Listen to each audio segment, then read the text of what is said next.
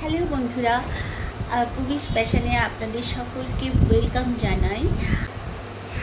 পুবিশ passion কোনো একটা fixed বিষয় নিয়ে আমি করি না, যদিও ইউটিউবে একটা ফিক্সড বিষয় নিয়ে কিছু করলে সেটাই ভালো হয়, কিন্তু আমার পক্ষে সেটা পসিবল হয় না। কারণ আমি যখন যেখানে যাই আমার যেটা ভালো লাগে সেই বিষয়টাকেই আমি তুলে ধরি। আমার ব্লগ হচ্ছে রেগুলার, মতলব ডেলি ব্লগ না।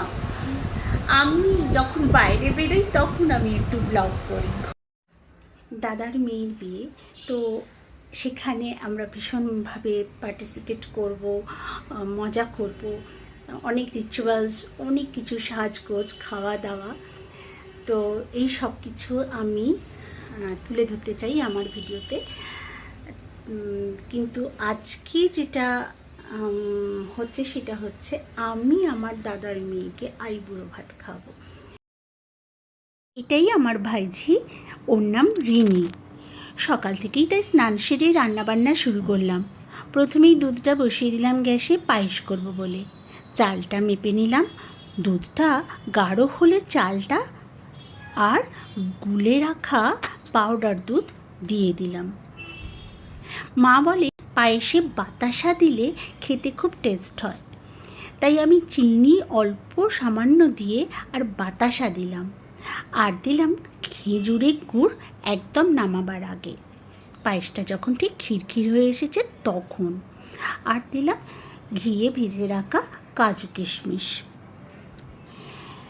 এইবার আমি চাটনি বানাবো। কিছুদিন আগে আমি কাঁচা আমের আমসত্ত্ব বানিয়েছিলাম, সেটার সাথে কাজু কিশমিশ, খেজুর, টমেটো দিয়ে চাটনি বানালাম।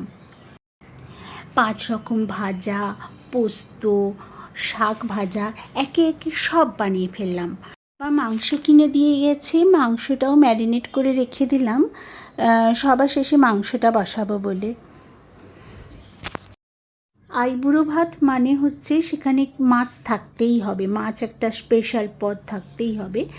একটা কেন, দুটো, তিনটে, চারটে, অনেক রকমই মানুষে আজকাল পদ করে, কিন্তু এত পদ ঠিকভাবে ভালোভাবে খাওয়াও যায় না।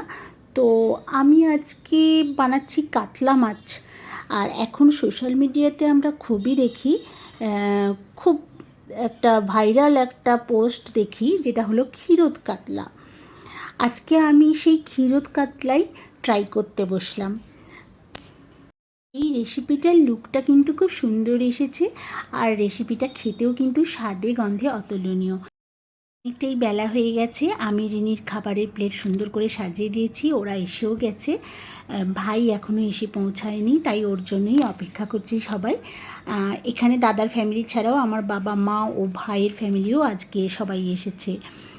সুন্দর করে খাবার সব পরিবেশন করলাম, সাথে দই মিষ্টিও দিলাম। রিনি বসেও পড়েছে। মা খুব আদর করে রিনিকে পায়েস খাওয়ানো শুরু করলো। পায়েস খাওয়ার পরে রিনি ধীরে ধীরে খাবারগুলো খেতে শুরু করলো। আর ভাই আসার সময় সুন্দর দেখে একটা কেক নিয়ে এসেছে। কেকটার উপর কি মিষ্টিভাবে লেখা আছে আইবুড়ো ভাত, আর কেকের ওপর সুন্দর সুন্দর বাটারফ্লাই আছে, দারুণ দেখতে লাগছিল। সবার খাওয়া দাওয়ার শেষে তারপরে কেকটা কাটা হলো, রিনি কেকটা কাটলো আর সবাইকে পরিবেশন করলো। আর তারপরে সবার শেষে খাওয়া হলো আইসক্রিম। উফ, কত খাওয়া দাওয়া হলো, রান্নাগুলো সবই ঠিকঠাক হয়েছিল। সবাই মিলে আজ খুব এনজয় করলাম। বিয়েবাড়ির কিছু গুরুত্বপূর্ণ আলোচনাও হলো সবাই মিলে। বন্ধুরা, আমার পরের ভিডিওগুলো দেখতে হলে পুবিশ প্যাশন এই চ্যানেলটিকে আপনারা অবশ্যই সাবস্ক্রাইব করবেন।